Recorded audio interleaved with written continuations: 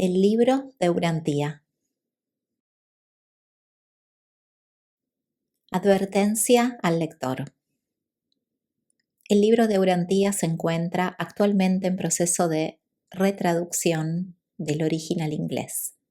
La presente edición incluye 2 partes totalmente traducidas de nuevo: el prólogo y la parte 4, la vida y enseñanzas de Jesús. El lector observará por ello una serie de cambios de terminología en relación con las partes 1, 2 y 3, aún no traducidas, como por ejemplo, donación en lugar de auto-otorgamiento, Micael en lugar de Mijael, mundos de las mansiones en lugar de mundos de estancia, el origen centro primero en lugar de la primera fuente y centro, etc.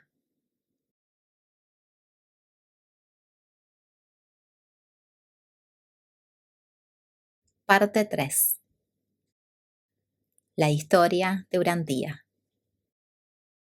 Estos documentos fueron patrocinados por un cuerpo de personalidades del universo local por mandato de Gabriel de Salvington.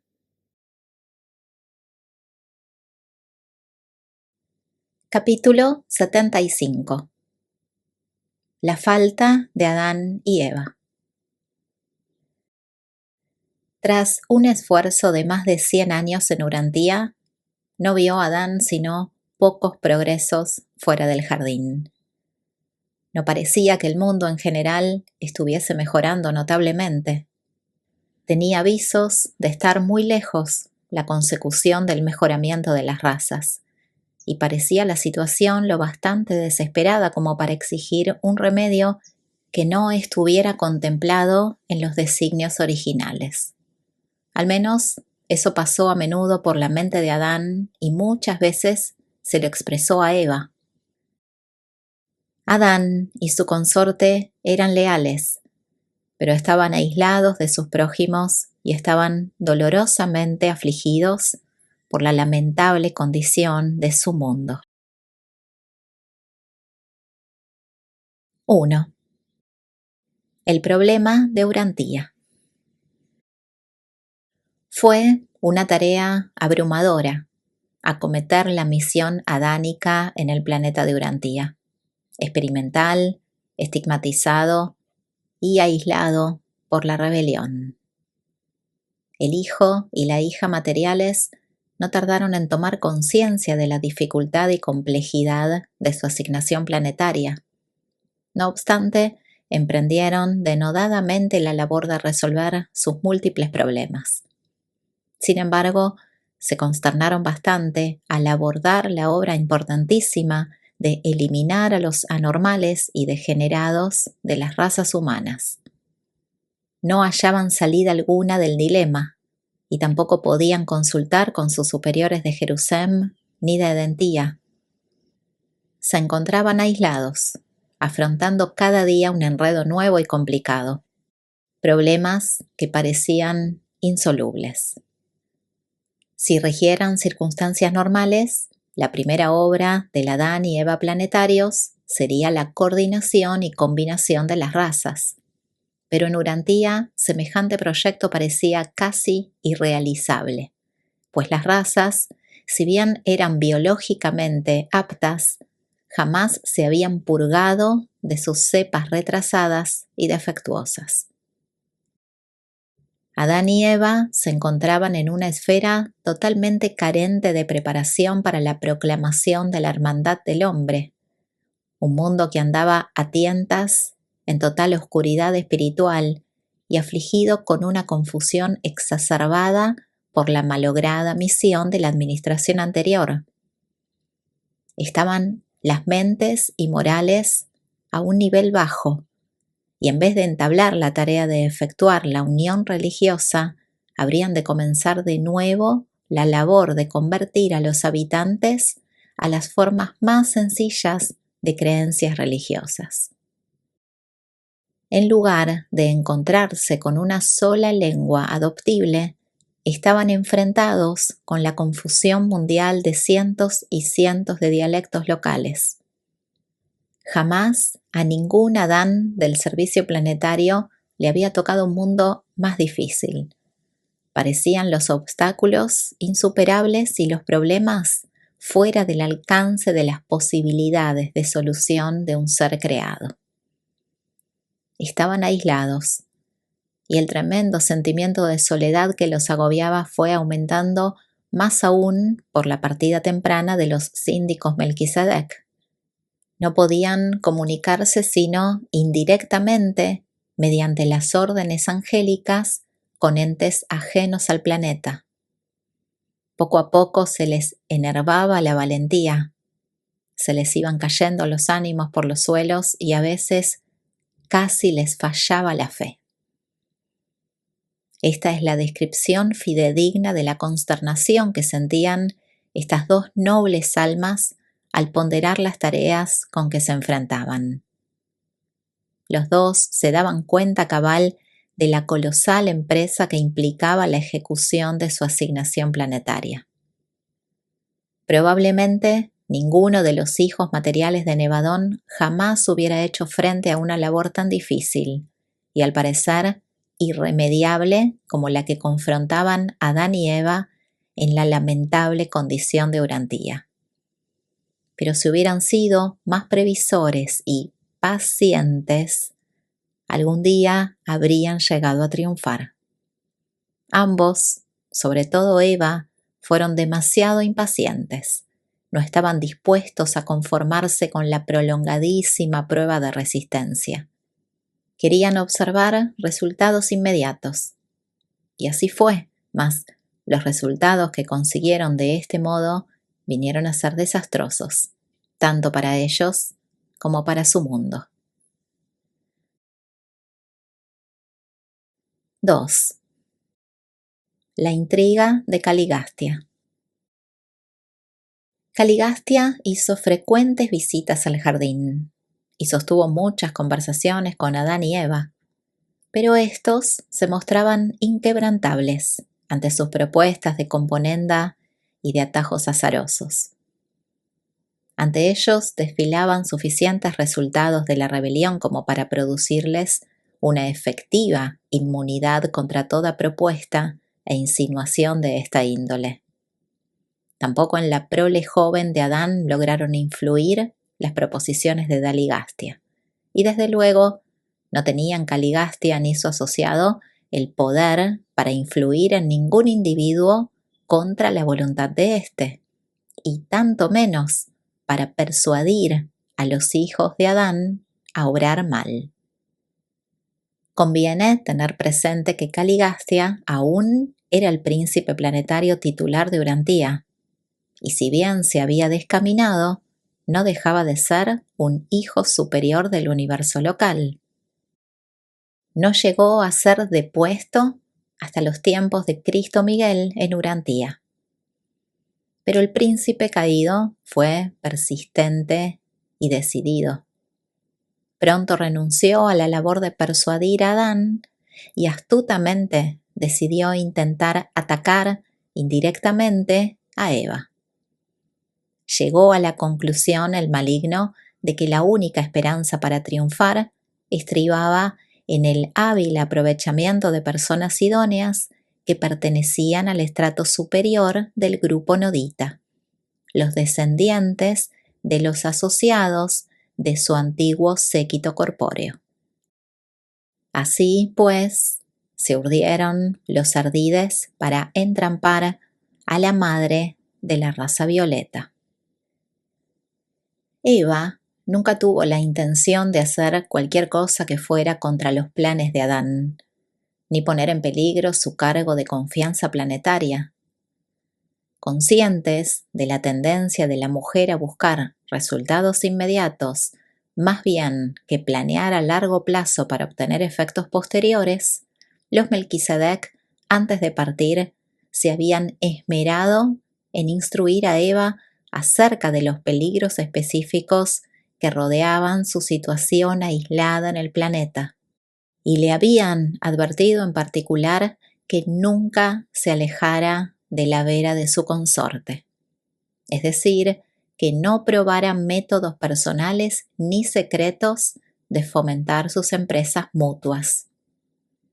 Eva había cumplido escrupulosamente con estas instrucciones durante más de 100 años, y no se le ocurrió que acarrearan ningún peligro las visitas cada vez más íntimas y confidenciales que disfrutaba con cierto dirigente nodita llamado Serapatatia. Aconteció todo el asunto de forma tan gradual y natural que la tomó desprevenida. Los moradores del jardín habían estado en contacto con los noditas desde los primeros días de Edén. Habían recibido mucha asistencia y cooperación valiosa de estos descendientes mestizos de los miembros rebeldes del séquito de Caligastia. A causa de ellos, el régimen edénico ya iría a su total perdición y derrocamiento final. 3. La tentación de Eva. Acababa de terminar Adán sus primeros 100 años en la tierra, cuando Serapatatia, a la muerte de su padre, asumió el mando de la Confederación Occidental o Siria de las tribus noditas. La piel de Serapatatia tenía un tono pardo y era un genial descendiente brillante del antiguo jefe de la Comisión Sanitaria de Dalmatia, que se había casado con un magistral cerebro femenino de la raza azul de aquellos distantes días. A través de las edades, esta línea familiar había mantenido autoridad y ejercido gran influencia entre las tribus noditas del oeste. Serapatatia había hecho varias visitas al jardín y le había producido profunda impresión la justicia de la causa de Adán.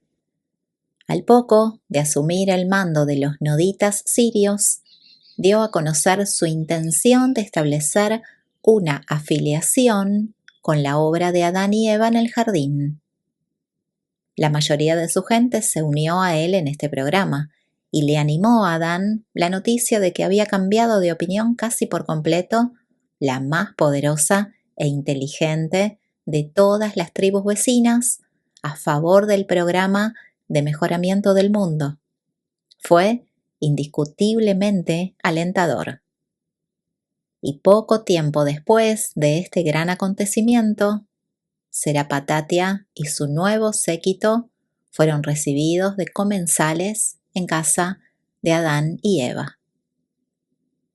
Llegó a figurar Serapatatia entre los más capaces y eficientes de todos los lugartenientes de Adán. Era enteramente honrado y totalmente sincero en todas sus actividades. Nunca se percató, ni posteriormente, de que lo estuviera explotando como instrumento circunstancial el taimado Caligastia. Pronto, Serapatatia se convirtió en el presidente asociado de la Comisión Edénica sobre las Relaciones Tribales, y se sentaron muchos planes para una vigorosa continuación de la labor de granjearse el apoyo de las tribus remotas a la causa del jardín. Sostuvo él muchas conversaciones con Adán y Eva, sobre todo con Eva, y trataron de muchos proyectos para mejorar sus procedimientos.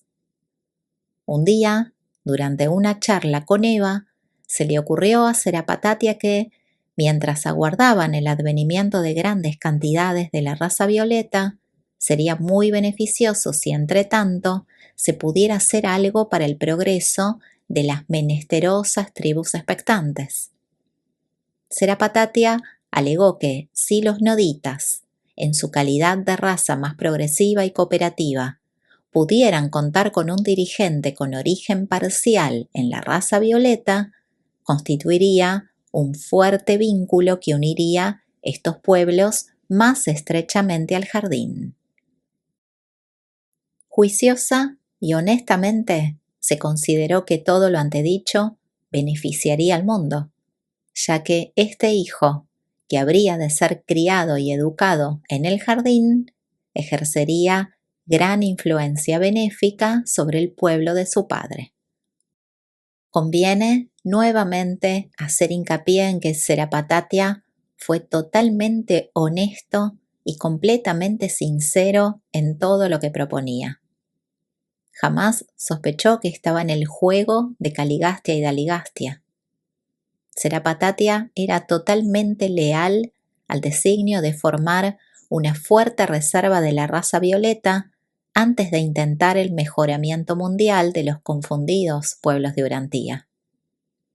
Pero hacían falta cientos de años para consumarse, y él era impaciente.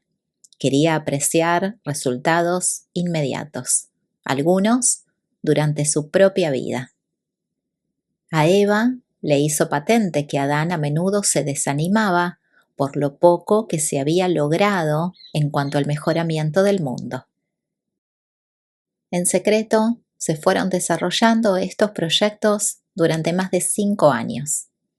Finalmente, evolucionaron hasta tal punto que Eva consintió en sostener una conversación secreta con Cano, la mente más brillante y jefe más activo de la colonia cercana de noditas amistosos. Cano simpatizaba mucho con el régimen adánico. De hecho, era el sincero dirigente religioso de los noditas vecinos que estaban a favor de relaciones amistosas con el jardín. Se produjo el encuentro fatídico durante las horas crepusculares de una tarde otoñal, cerca de la casa de Adán. Eva no había conocido nunca al hermoso y entusiasta Cano, que era, en efecto, un magnífico espécimen de la supervivencia del físico superior e intelecto destacado de sus remotos progenitores del séquito del príncipe. Cano también creía sinceramente en la justicia del proyecto de Serapatatia. La poligamia se solía practicar fuera del jardín. Influida por los halagos, el entusiasmo y gran persuasión personal, Eva accedió en el acto a embarcarse en la empresa mucho discutida, a agregar su propio plan de salvación del mundo al designio divino más grande y trascendental. Antes de llegar a hacerse cargo de lo que acontecía, ya había dado el paso fatal. Ya estaba hecho. 4. La comprensión de la falta. La vida celestial del planeta estaba en estado de agitación. Reconoció Adán que las cosas marchaban mal y le pidió a Eva que se apartara con él en el jardín. En este momento, por primera vez, Adán oyó la historia entera del proyecto, que se venía desarrollando durante mucho tiempo para acelerar el mejoramiento del mundo, procediendo por 2 direcciones a la vez: la continuación del designio divino, a la par que la ejecución de la iniciativa de Serapatatia. En tanto que el hijo e hija material conversaban al respecto en el jardín, alumbrado por la luna, la voz en el jardín les reprochó la desobediencia. Fue aquella voz ni más ni menos que la mía, anunciando a la pareja edénica que había transgredido el pacto del jardín. Habían desobedecido las instrucciones de los Melquisedec, que había faltado en la ejecución de su juramento de lealtad al soberano del universo. Eva había accedido a participar en la práctica del bien y el mal. El bien es la ejecución del designio divino. El pecado es una transgresión deliberada de la voluntad divina. El mal es la mala adaptación de los designios y el mal ajuste de las técnicas que resultan en la discordia universal y la confusión planetaria. Cada vez que la pareja del jardín había tomado del fruto del árbol de la vida, les había advertido el arcángel custodio que se abstuvieran de sucumbir a las sugerencias de Caligastia en el sentido de combinar el bien y el mal. Se les había amonestado con lo siguiente: el día que mezcléis el bien y el mal, indudablemente os convertiréis en mortales del reino. Seguramente moriréis. En la fatal ocasión de su reunión secreta, Eva le había contado a Cano esta advertencia que se le había repetido una y otra vez. Pero Cano, desconociendo la importancia y significado de estas amonestaciones, le había asegurado que no podrían obrar mal los hombres y mujeres con buenos motivos y legítimas intenciones, que ella indudablemente no moriría, sino que renacería en la persona de su prole, quien llegaría a ser hombre para bendecir y estabilizar el mundo. Si bien se había concebido y ejecutado este proyecto para modificar el designio divino con entera sinceridad y sin nada más que sublimes motivos respecto del bienestar del mundo, constituyó un acto del mal, porque representaba el camino errado para lograr fines justos, porque se desvió del camino acertado, el designio divino. Cierto es que Cano le había resultado bien parecido a Eva, y experimentó todo lo que prometía su seductor en cuanto a nuevos y mayores conocimientos sobre los asuntos humanos y comprensión más rápida de la naturaleza humana como suplemento a la comprensión de la naturaleza adánica. Conversé con el padre y la madre de la raza violeta aquella noche en el jardín, como me correspondía, en virtud de las lamentables circunstancias. Escuché atentamente la narración de cuánto había culminado en la falta de la madre Eva y les di a ambos asesoría y consejos acerca de la situación inmediata. Siguieron algunos de estos consejos. Ignoraron otros. Esta conversación aparece en vuestras crónicas como: el Señor Dios llamó a Adán y Eva en el huerto y les preguntó: ¿dónde estáis? Las generaciones posteriores solían atribuir todo lo insólito y extraordinario, fuera natural o espiritual, directamente a la intervención personal de los dioses. 5. Las repercusiones de la falta. La desilusión de Eva fue verdaderamente patética. Adán discernió todo el trance, y aunque estaba acongojado y abatido, no abrigaba sino compasión y lástima por su consorte descarriada. Al día siguiente del mal paso de Eva y en la desesperación del fracaso, Adán buscó a Laota, la brillante nodita encargada de las escuelas del oeste del jardín, y con premeditación cometió el mismo desatino que Eva. Pero no malentendáis. Adán no se engañó, bien sabía qué hacía. Optó adrede por compartir el mismo destino que Eva. Amaba a su consorte con afecto supermortal y no soportaba la posibilidad de una vigilia solitaria en Urantía sin ella. Los habitantes, enfurecidos del jardín, al enterarse de lo que le había pasado a Eva, se volvieron indómitos. Declararon la guerra contra el cercano pueblo nodita. Salieron en tropeles por las puertas de Edén y se abalanzaron sobre esta gente desprevenida, aniquilándola totalmente. No se salvó ni un hombre, ni una mujer, ni un niño.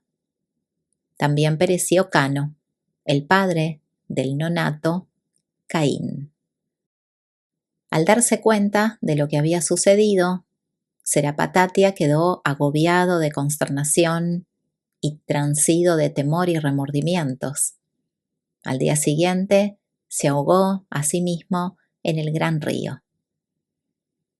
Los hijos de Adán procuraron reconfortar a su madre azorada mientras que su padre anduvo solo sin rumbo fijo durante 30 días.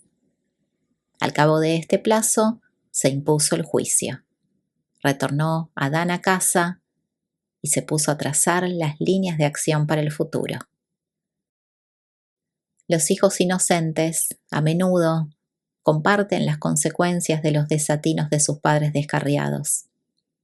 Los probos y nobles hijos e hijas de Adán y Eva se sintieron abrumados por la inexplicable pesadumbre de la inimaginable tragedia que tan repentina e implacablemente había recaído sobre ellos. Tardaron 50 años los hijos mayores en restablecerse del pesar y la congoja de aquellos días trágicos, sobre todo del terror de aquel período de 30 días durante los cuales se ausentó su padre mientras que su madre aturdida ignoraba totalmente su paradero o destino. Aquellos mismos 30 días a Eva igualmente le resultaron años interminables de pesadumbre y sufrimiento. Jamás se recuperó del todo esta noble alma de los efectos de aquel dolorosísimo periodo de sufrimiento mental y pesar espiritual. Ningún aspecto de las subsiguientes privaciones y penalidades que sufrieron jamás tuvo parangón.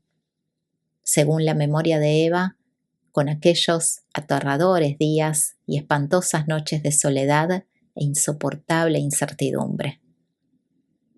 Se enteró del temerario acto de Serapatatia y tampoco sabía si su consorte se había destruido por la pesadumbre o si había sido destituido del mundo en retribución de su mal paso. Cuando Adán retornó, sintió Eva una satisfacción de júbilo y gratitud que no se borró jamás durante su prolongada y difícil convivencia de arduo servicio. Pasó el tiempo, pero Adán no estuvo seguro del carácter de su infracción hasta que transcurrieron 70 días desde la falta de Eva, cuando los síndicos Melquisedec retornaron a Urantía y asumieron jurisdicción sobre los asuntos del mundo. En ese momento supo que habían fracasado. Pero aún se estaban tramando más problemas. No tardó en alcanzar las tribus natales de Serapatatia hacia el norte la noticia de la aniquilación del pueblo nodita próximo a Edén. Por tanto, se reunía en este momento una gran multitud para emprender la marcha hacia el jardín. Aquí comenzó una prolongada y encarnizada guerra entre los adanitas y noditas, pues se mantuvieron estas hostilidades muchos años después de que Adán y sus seguidores emigraron al segundo jardín en el valle del Éufrates. Existió intensa y duradera enemistad entre aquel hombre y la mujer, entre la simiente de él y la simiente de ella. 6. Adán y Eva abandonan el jardín. Cuando supo Adán que los noditas venían avanzando, buscó la asesoría de los Melquisedec, pero estos se negaron a aconsejarle, diciéndole únicamente que hiciera lo que estimara lo más conveniente y prometiendo cooperar de forma amistosa, en lo posible, con el proceder que eligiera. A los Melquisedec se les había prohibido interferir en los proyectos personales de Adán y Eva. Sabía Adán que él y Eva habían fracasado. Se lo dijo la presencia de los síndicos Melquisedec, aunque aún ignoraba su estado personal y su destino. Sostuvo una reunión que duró la noche entera con 1.200 seguidores leales que se comprometieron a seguir a su jefe. Y al día siguiente, a mediodía, salieron estos peregrinos de Edén en busca de nuevos hogares. Adán no era amante de la guerra, por tanto, optó por dejarles el primer jardín a los noditas sin oposición. Al tercer día de la partida del jardín, la caravana edénica fue detenida por la llegada de los transportes seráficos de Jerusalén. Por primera vez, a Adán y Eva se les informó del destino que tendrían sus hijos. Mientras se quedaban a un lado, preparados los transportes, a los hijos que habían llegado a la edad de ser capaz de elegir, los 20 años, se les dio la opción de permanecer en Urantía con sus padres o de convertirse en pupilos de los altísimos de Norlatiadec. 2/3 de ellos optaron por irse a Dentía. Casi 1/3 prefirió quedarse en Urantía con sus padres. Se llevaron todos los hijos menores de edad a Edentía. Nadie podía haber observado la dolorosa despedida de este hijo e hija materiales de sus propios hijos sin percatarse de que el camino del transgresor es duro. Ahora se encuentra esta prole de Adán y Eva en Edentía. Desconocemos qué se dispone a hacer con ellos. Se aprestó a seguir su camino una acongojadísima caravana. No podía haber sido más trágico. Haber llegado a un mundo con tan altas esperas, haber sido acogidos con tan buenos auspicios y luego salir de Edén en desgracia. Y por si fuera poco, perder más de 3/4 de sus hijos aún antes de encontrar un nuevo lugar de residencia. 7. La degradación de Adán y Eva.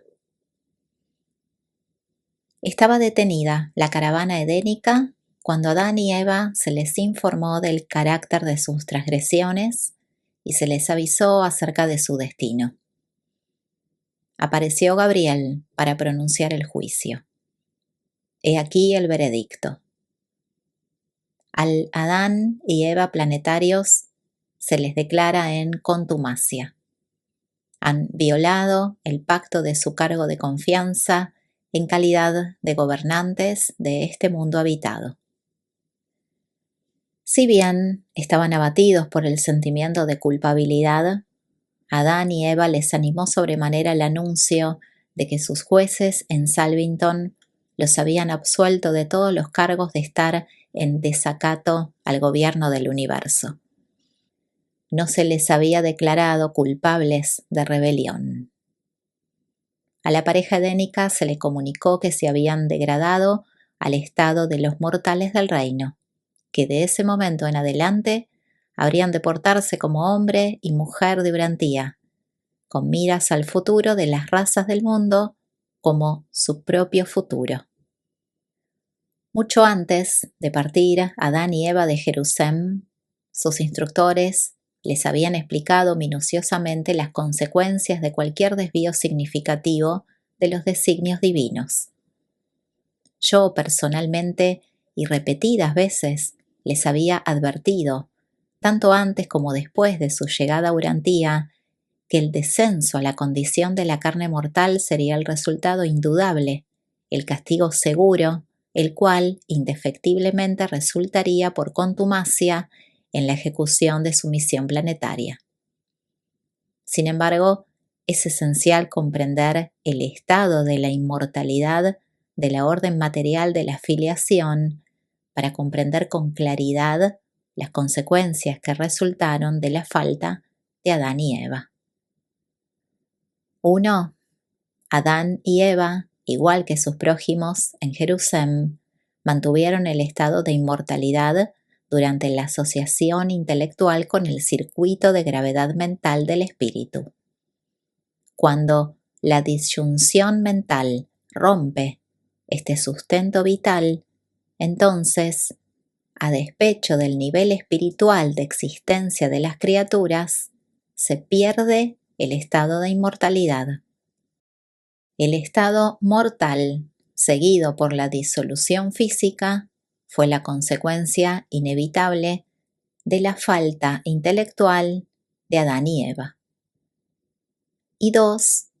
el hijo e hija materiales de Urantía, habiendo sido personalizados en la semejanza de la carne mortal de este mundo, dependían también del mantenimiento de un aparato circulatorio dual, que por un lado deriva de su naturaleza física, por otro, de la superenergía almacenada en el fruto del árbol de la vida. Una y otra vez les había amonestado el custodio arcangélico a Adán y Eva que faltar al cargo de confianza culminaría en la degradación de su estado, y se les negó el acceso a esta fuente de energía posteriormente a su contumacia. Caligastia sí logró atrapar a Adán y Eva, pero no logró su objetivo de dirigirlos en rebelión abierta contra el gobierno del universo. Lo que habían hecho, en efecto, fue malo, pero nunca se les declaró culpables por desacato a la verdad. Tampoco participaron con conocimiento de causa en la rebelión contra el justo régimen del Padre Universal y su Hijo Creador. 8. La supuesta caída del hombre. En efecto, cayeron Adán y Eva de su estado superior de filiación material hasta el estado inferior de hombre mortal. Pero esto no constituyó la caída del hombre. La raza humana ha sido mejorada a pesar de las consecuencias inmediatas de la falta adánica. Aunque se malogró el designio divino para dar la raza violeta a los pueblos de Urantía, las razas mortales se han beneficiado enormemente de la contribución limitada que hicieron a las razas de Urantía Adán y sus descendientes. No ha habido ninguna caída del hombre. La historia de la raza humana consiste en la evolución progresiva, y el auto-otorgamiento adánico dejó a los pueblos del mundo bastante mejor que en su previa condición biológica. Las razas superiores de Urantía ahora entrañan factores hereditarios derivados de tantas como 4 fuentes diferentes: la andonita, sanjic, nodita y adánica. A Adán no se le debe considerar como la causa de la aflicción de la raza humana, bien que falló en proseguir con el designio divino, bien que, en efecto, transgredió su pacto con la deidad, bien que él y su consorte sí y sin duda fueron degradados en su estado de criatura. A pesar de todo esto, efectivamente le sirvió mucho su contribución a la raza humana para hacer progresar la civilización en Urantía. Al estimar los resultados de la misión de Adán en vuestro mundo, la justicia exige que reconozcan la condición del planeta. Adán afrontaba una labor casi imposible cuando, con su bella consorte, fue transportado de Jerusalén a este oscuro y confuso planeta. Pero habían sido guiados por la asesoría de los Melquisedec y sus asociados, y de haber sido más pacientes, habrían triunfado a la larga. Pero Eva escuchó la insidiosa propaganda de la libertad personal y la libertad de acción planetaria. Se le indujo a experimentar con el plasma vital de la orden material de la filiación, por cuanto permitió que esta encomienda de vida se mezclara prematuramente con la de la orden ya mezclada de la concepción original de los portadores de vida, que se había combinado anteriormente con la de los seres reproductores antiguamente adjuntos al séquito del príncipe planetario. Jamás en tu ascenso al paraíso te ganarás nada intentando impacientemente eludir el designio divino establecido mediante atajos, invenciones personales u otros artificios para facilitar el avance en el camino de la perfección, para la perfección y hacia la perfección eterna. Con todo, Jamás se habrá visto un malogro de sabiduría más desalentador en ningún planeta de Nevadón entero. Pero no es de extrañar que estos malos pasos ocurran en los asuntos de los universos evolucionarios. Formamos parte de una gigantesca creación. Por tanto, no es extraño que no funcione todo a la perfección.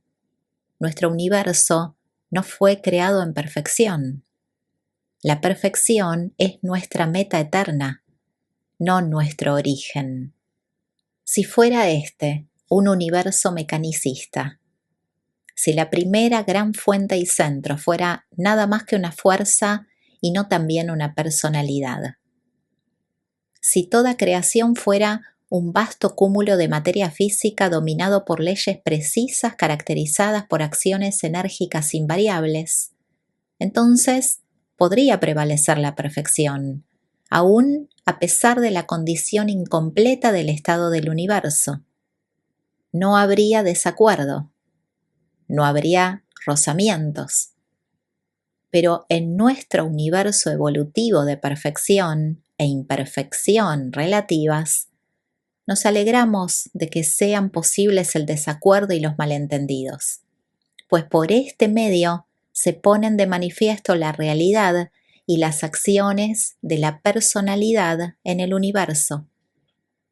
Y si la nuestra es una existencia dominada por la personalidad, entonces puedes gozar de la garantía de las posibilidades de la supervivencia, el progreso y el logro de la personalidad.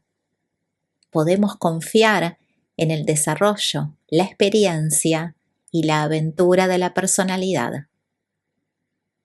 ¡Qué universo más glorioso, por cuanto es personal y progresivo, no meramente mecánico o aún pasivamente perfecto!